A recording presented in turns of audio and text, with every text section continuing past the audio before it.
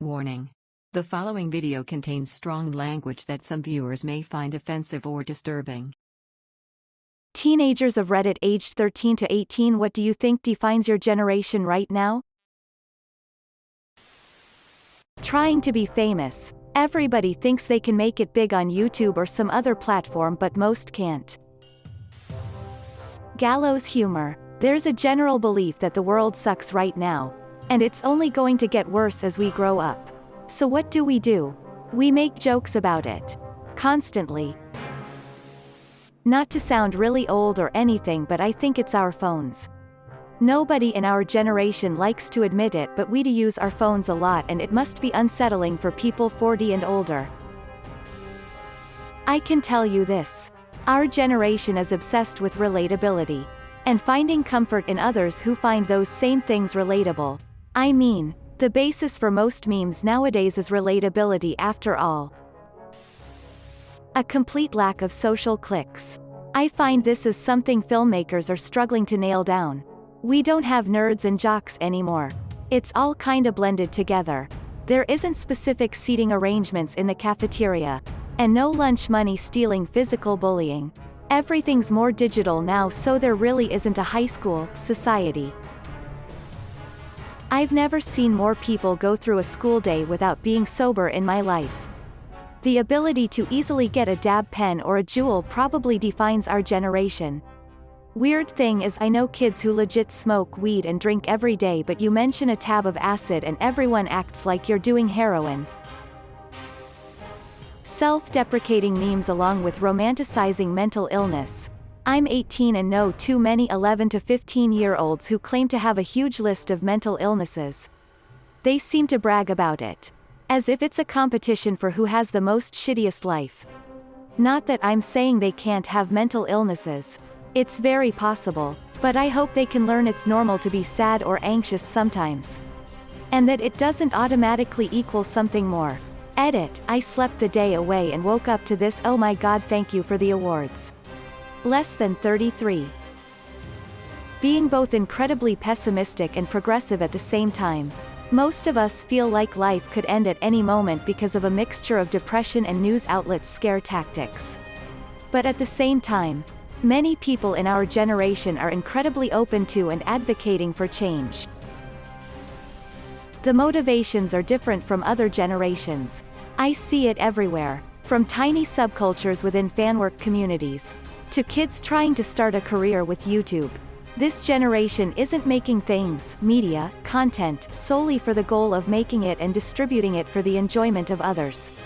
But rather for the potential fame, popularity, and money that may come with it. People stop writing when they stop getting comments on AO3.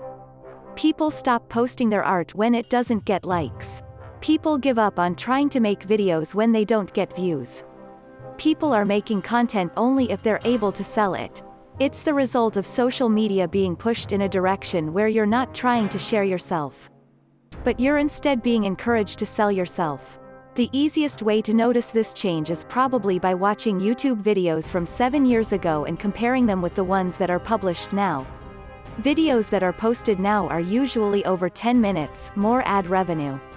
Don't have certain music copyright, and are usually meant to be safe for all ages of viewers, so they aren't demonetized. Platforms only encourage content they can sell, and as a result people only make content the platforms can sell so they can make a living. This generation, in the Ask, is most familiar with the motivation being to sell content. And if their motivations are different, they quickly learn other people will only find their work if it's marketable. TDLR, teens are more likely to create content that's marketable or likely to make them accrue internet fame, rather than for their own enjoyment. A lot to unpack there. But I'd say it's worth noting that we always view generations before as ignorant or bigoted. A good example of this being the OK Boomer fad. But ultimately, we're drawing lines in the sand to seem more sophisticated.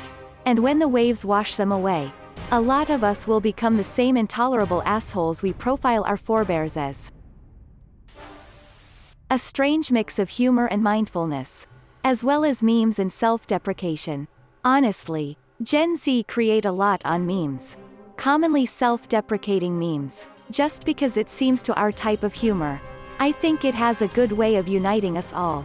Everyone enjoys memes. But I also think kids my age are more involved in politics, global issues, controversial topics etc., and are much more open to discussing these things, as well as educating themselves and forming their own opinions. It truly is admirable.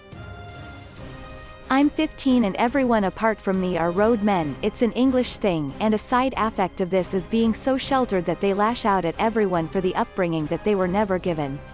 They wear full tracksuits and carry knives. Even though their lives are far from dangerous, the only thing they love more than telling people that they're broke is coming from unbelievable wealth and telling people that they're broke and they aren't a rich privileged kid. It's sick and unnatural, and I'll answer any questions about these abominations. We are always searching for something to relate to. Self-deprecation is very popular. Toxic gatekeeping is running rampant. And we are becoming too self-entitled but at the same time bipolar because of social media. I see girls at my high school crying because they hit 900 likes instead of 1,000 on their last Instagram post. Some girls and guys will bully people at school and then light up their Snapchat story with depressing messages later that night. Worst of all, our sleep schedules are way worse than previous generations due to stress and technology. Caffeine is extremely addictive too. It's a strange mix. Some teenagers are super progressive and resilient and mindful while others are destructive and careless. I think as a whole we tolerate people that are different than us more than older generations. Though sometimes it seems as if we haven't gotten far at all. Unfortunately, social media is the definition of my generation. We were the first generation to start using it at a young age, and now technology is just an extension of our life. Teens that don't have social media now are either seen as sheltered or self-righteous. From the stories my dad tells me, teenagers act out a lot more without punishment. Talking back to the teacher doesn't get the paddle anymore, and there's no fear in disappointing adults for the most part. I think my generation realizes that older doesn't necessarily mean wiser. All that the world is now is a product of adults. We are the way we are because adults foster these bad attitudes and hysteria because it's the adults that are setting this example. I look around me and see few good examples. I think one of the biggest differences with my generation is that everyone has instant access to a community of like-minded people. I think that really our defining characteristic. Our generation grew up with the most connection to everyone else. All the time. It's not necessarily a good or bad thing, it's just different. On one hand, there's the anxiety that comes with social media. On the other hand, there's an incredible power in being connected with like-minded people. I think one of the big challenges our generation faces is being misunderstood. We're profiled as screenagers, mindless social media addicts who only care about life in cyberspace. However, I think this is due to the fundamental difference between the way we interact with technology and the way our parents do. You'll notice that the most popular social network for previous generations is Facebook. While my generation jokes about how nobody uses Facebook. And I think this speaks to how we perceive the internet differently. On Facebook, the goal is to keep you scrolling. And this is accomplished by having a supersized friend list. Facebook encourages people to have very long friends lists in order to fill them with content that people are likely to spend lots of time viewing. Facebook's main tool to keep people scrolling is an endless list of content, thus the long friends list. However, social media platforms used by my generation seem to gravitate towards two different types of media. On one side we have platforms like Instagram and Snapchat, very much geared toward a personal connection with people. These platforms are more focused on connecting you with others, rather than filling your feed with the activities of vague accomplices. On the other side we have platforms like the Instagram's Explore page, TikTok, YouTube, and to some extent Twitter. These platforms are more about content consumption. They aren't focused on providing connection to friends or family. Rather, their goal is to provide content that is used for entertainment. There isn't a strong emphasis on human connection, because the purpose of these programs is to give you content that is uplifting, funny, etc., while you are at the bus stop. What worries me is that other generations don't understand a lot about how we interact with the internet. It might be easy to assume that we're mindlessly goofing off on our devices. But this is a slightly skewed perception of reality.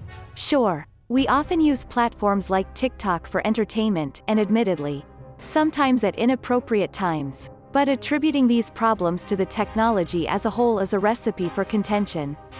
Taking away a phone because of too much TikTok is understandable, but this also cuts us off from our connection to others. And I think that's what causes lots of arguments. I really hope that others will learn to recognize the separation between connection-oriented technology and consumption-oriented technology. Because it's a key reason that explains why our generation uses the internet the way we do. Little respect given but also little respect received. I feel like the older generations are more set in their ways about certain things that could become a future career path for one or the future for everyone. The typical example is esports and how many of the players get joked about by older generations. But it stretches further than that. At the same time, I don't think our generation gives nearly enough respect to those of older generations or to authority. It pisses me off how shitty our generation looks because of all the bad eggs disregarding everyone else and only caring for themselves. Hopefully with time we'll actually take the time to grow up and start being decent humans. Extreme vanity. The vast majority of things posted by my age group are just people flexing about things they never earned. Paid for by their parents. Kids get famous quickly by having cool things and showing them off. I think they paid too much attention in kindergarten to show and tell because that's all they're doing now to get famous. I've read at least 1,000 of these replies and I think I'm finally able to share my piece. Many of the replies share the same theme, a lot of comments about relatability. Social media, cell phones, memes, self-deprecating humor, mental illness. I think what a lot of us are referencing but are too afraid to come out and say is insecurity. Generation Z is defined by a level of unsatisfaction within ourselves that we seek to quench via connection with others. Whether that be through memes, TikToks, Snapchat, Twitter, our phones basically, as the next generation who are always told we're the ones who are going to change the world. We haven't grasped the reality of what that means or how and when we're going to accomplish that as we advance from high school and college. It's this story of a group of people, the chosen ones, who know what they have to do but don't know if they have the strength to do it. As a collective, I think we recognize a multitude of injustices that befall upon us to solve. But we hesitate because we as individuals do not believe in ourselves. We must believe in ourselves if we cannot believe in ourselves. If that makes any sense. I personally believe the coronavirus situation is a major catalyst for change among Generation Z, especially the class of 2020, and I'm quite excited to see where the next few years take us as we continue to develop our generational identity. Cancel culture. It's toxic in a way that it aims to ruin people's lives over a single mistake that might have even occurred years back but had been resurfaced. While at the same time, overlooking other more recent and pressing issues. People my age are so afraid of being cancelled online that we end up becoming fake woke. We're huge hypocrites for claiming to spread positivity in every way we can while also commenting hurtful things like, "She's not that pretty," or "She doesn't deserve the hype," or even, "She needs to be humbled," just because we aren't fond of that person.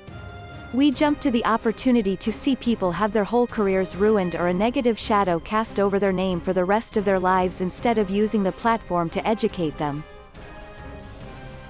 Self-deprecating humor from a generation of emos who think they're living the worst life ever but really they just can't ask for extra ketchup at McDonald's. That's not to say all teens are fake emo. There are many who have damn good reason to be sad. I personally know a few. But man, some people my age react really immaturely to minor inconveniences.